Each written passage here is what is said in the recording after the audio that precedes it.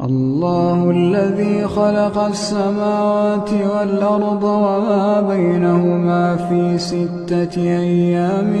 ثم استوى على العرش ما لكم من دونه من ولي ولا شفيع أفلا تتذكرون يدبر الأمر من السماء